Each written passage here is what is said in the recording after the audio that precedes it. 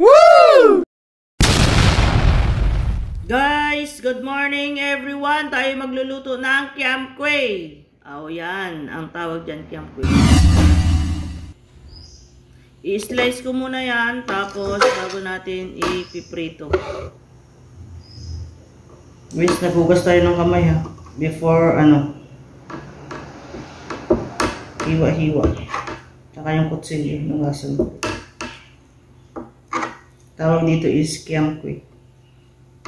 Prito natin, tapos sausaw sa toyo. So, medyo makakapal yung gayat natin.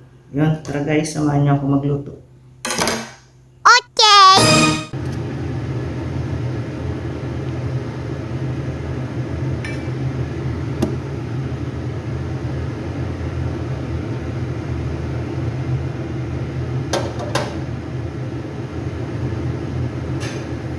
After ko siyang may slice, ayan, nagpapainit na tayo ng mantika at isasalang na natin ang ating mga hinihiwa-hiwang kiam kueh.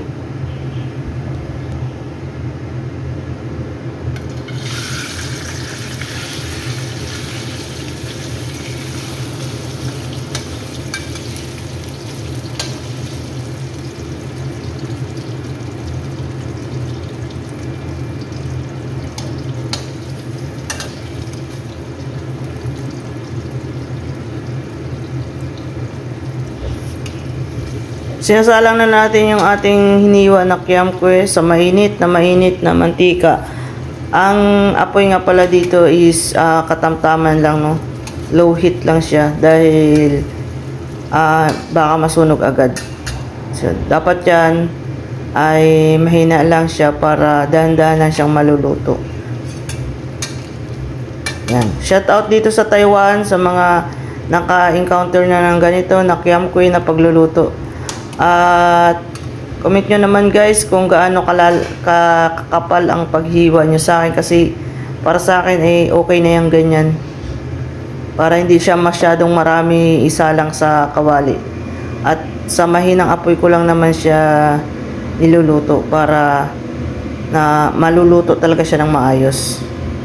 Ayan.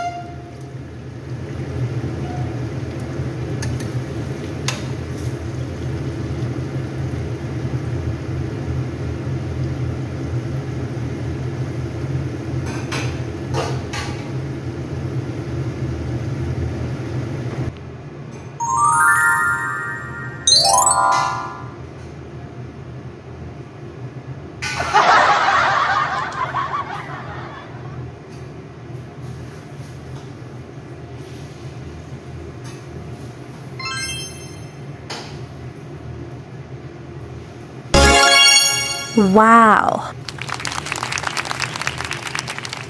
Wow! Oh my God! Mga kagmangs, tayo po ay nagluluto ngayon ng kiam kueh. Ito ay isang tradisyonal na pagkain din nila kapag mayroon silang mga occasion na parang yan, ginagawa nilang atang.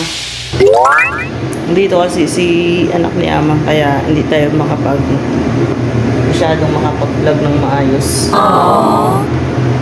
Ayun guys, shout out sa lahat ko ng mga nandito, sa lahat ng sumusuporta sa akin. Wow!